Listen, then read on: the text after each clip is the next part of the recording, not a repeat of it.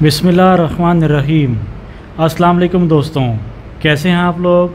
उम्मीद करता हूँ खैरियत से होंगे। मैं आपको खुशामदीद कहता हूँ आपके अपने चैनल रूहानी कमाल में।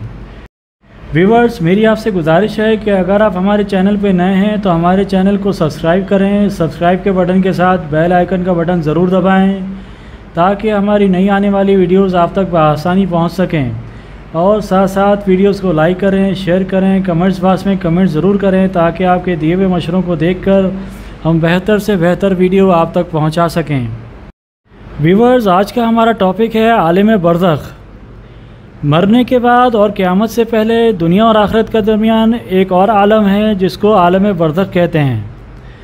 तमाम इंसानों और जिनों को मरने के बाद इस आलम में रहना होता है। इस आलम बरज़ख में अपने अपने अमाल के एतबार से किसी को आराम मिलता है और किसी को तकलीफ़ मिलती है। अल्लाह सुब्हानहू तआला ने कुछ मखलूक को आग से पैदा फरमाकर उनको ये ताकत दी है कि वो जौन सी शक्ल चाहें बन जाएं। इस मखलूक का नाम जिन है। ये हमको दिखाई नहीं देते, ये इंसानों की तरह खाते पीते हैं, जीते मरते हैं, इनके बच्चे भी पैदा होते हैं और इनमें मुसलमान भी होते हैं और काफिर भी होते हैं, नेक भी होते हैं, फासिक भी होते हैं। इनके वजूद का इनकार करने वाला काफिर है, क्योंकि जिन एक मखलूक है और ये कुरान पाक से साबित है। बिल्कुल इसी तरह मरने के बाद रूह का ताल्लुक़ बदन के साथ बाकी रहता है। अगरचे रूह बदन से जुदा हो गई है, मगर बदन पे जो आराम या सदमा गुजरेगा रूह उसको ज़रूर महसूस करेगी और उससे मुतासिर होगी। बिल्कुल उसी तरह दुनियावी ज़िंदगी में जो बदन पर जो राहत और तकलीफ़ पड़ती है, इसकी लज्जत और कुल्फ़त रूह को पहुंचती है।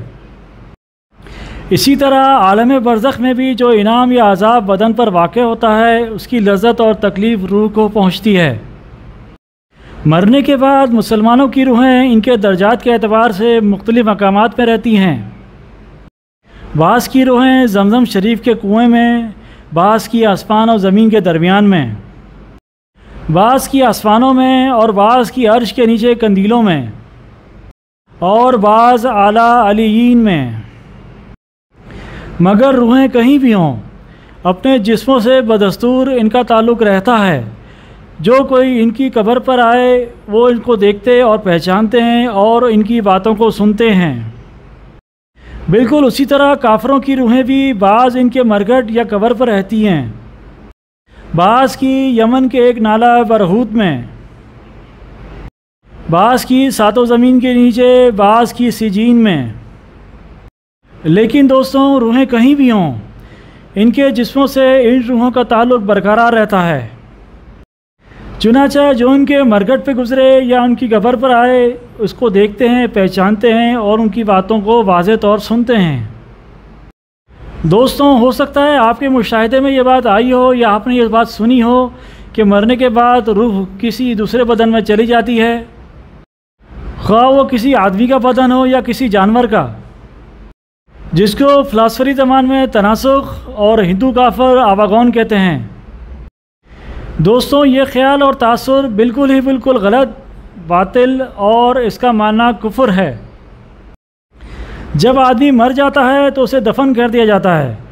तो दफन करने के बाद और अगर दफन ना भी किया जाए तो वो जहाँ भी हो, जिस हाल में भी हो, इसके पास दो फरिश्ते आते हैं, जिनमें से एक का नाम मुनकर और दूसरे का नाम नकीर है।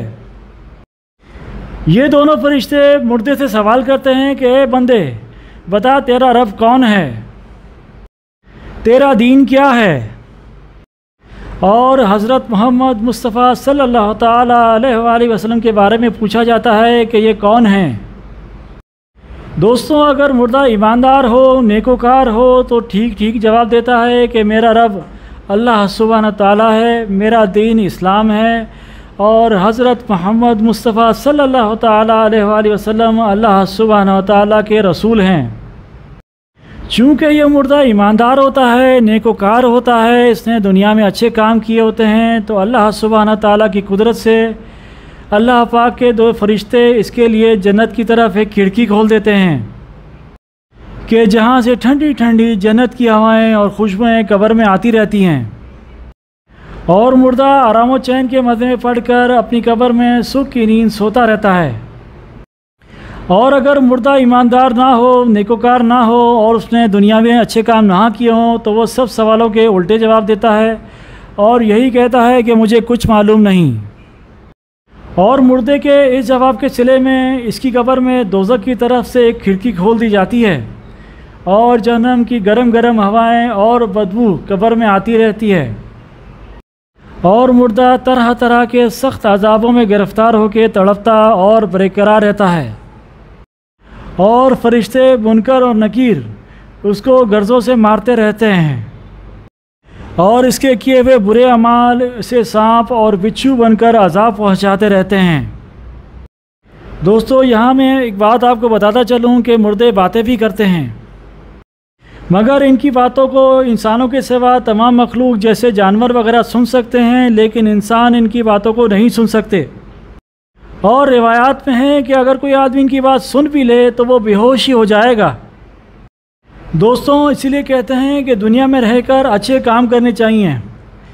ईमानदार और नेकों की कब्रें कई कई सतर हाथ चौड़ी हो जाती हैं और अल्लाह सुब्हानहू व तआला के महबूब बंदों की कब्रें तो इतनी चौड़ी हो जाती हैं कि जहाँ तक उनकी नज़र जाए वहाँ तक उनकी कब्र होती है।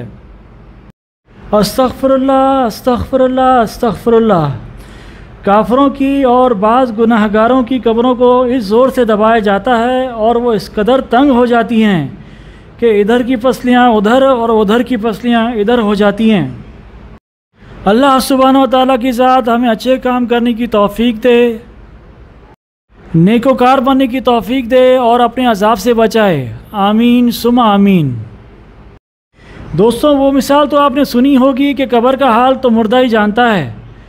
तो कब्र में जो कुछ अज़ाब और सवाब मुर्दे को दिया जाता है और जो कुछ उस पर गुज़रती है वो सब कुछ सिर्फ मुर्दे को ही मालूम होता है। ज़िंदा लोगों को इस बात का कोई इल्म नहीं कि कब्र में क्या हो रहा है। दोस्तों, ये बिल्कुल इसी तरह है जैसे आदमी ख्वाब में किस्म किस्म के मनाज़िर देखता है, लज्जत भी पाता है और तकलीफ़ भी देखता है, मगर इसके पास ही बैठा हुआ जागता इंसान इन सब बातों से बेखबर बैठा ही रहता है।